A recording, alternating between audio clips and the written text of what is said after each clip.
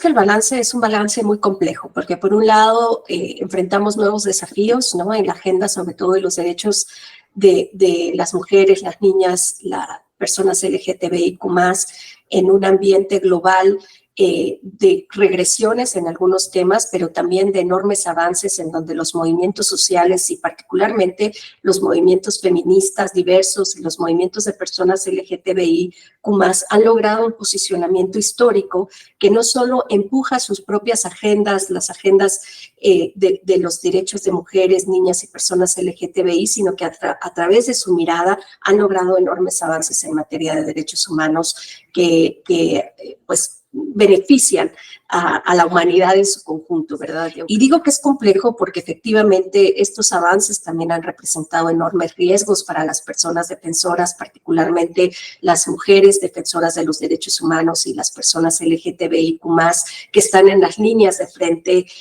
pues resistiendo en muchos casos el embate de grupos antiderechos, de estados que no han cumplido con sus responsabilidades de protección. Entonces, frente a los avances, también hay graves regresiones, ¿no? Y uno de los temas específicos quizás que muestran esa complejidad en el contexto es la marea verde y estos diversos movimientos feministas colectivos que hoy día han inundado el continente y que además han traspasado las fronteras de la región para cruzar a otros hemisferios, y que vemos que frente a avances, por ejemplo, en la despenalización del aborto y la legalización del aborto en países como Argentina, Colombia, México, pues estamos enfrentando también enormes retrocesos en otros países centroamericanos, en los Estados Unidos, con enormes regresiones que tienen un impacto global, y que eso habla, ¿verdad?, de alguna manera de cómo los grupos antiderechos, los estados que se niegan a la posibilidad de proveer protección a grupos históricamente marginalizados, pues utilizan estos avances como una justificación también para marcar estos retrocesos que hoy día estamos viendo. Bueno, sin lugar a dudas, la violencia de género sigue siendo, en no solo mi opinión personal, pero digamos el posicionamiento de Amnistía Internacional, una de las enormes deudas pendientes que existen en materia de protección de derechos humanos, en donde todos los estados han fracasado en sus intentos por prevenir la violencia de género y por atender esta violencia. Particularmente durante los años de la pandemia, porque no podemos olvidar que en estos 10 años nos ha atravesado una pandemia global en donde América Latina y el Caribe se convirtió en el epicentro de esa pandemia y en donde se exacerbaron estas violencias, en donde se dejó en descubierto la falencia de los estados, no solo en términos de brindar asistencia médica, donde los sistemas de salud colapsaron, pero que además los sistemas de salud en materia de derechos reproductivos, en materia de derechos sexuales, la asistencia a la salud integral de las mujeres y niñas colapsa totalmente y pone en descubierto las falencias de los estados.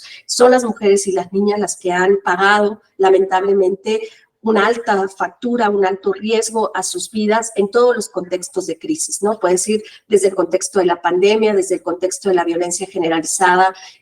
por la influencia del crimen organizado, en donde son las mujeres y las niñas las que están sujetas a atrocidades como el tráfico de personas. Lo hemos visto con la feminización de la migración forzada. Hoy día nuestro continente atraviesa una de las peores crisis en materia de movilidad humana forzada en todo el mundo, con más de 5.7 millones de personas venezolanas, en donde casi el 50% son mujeres y niñas que están totalmente desprotegidas en los países de acogida,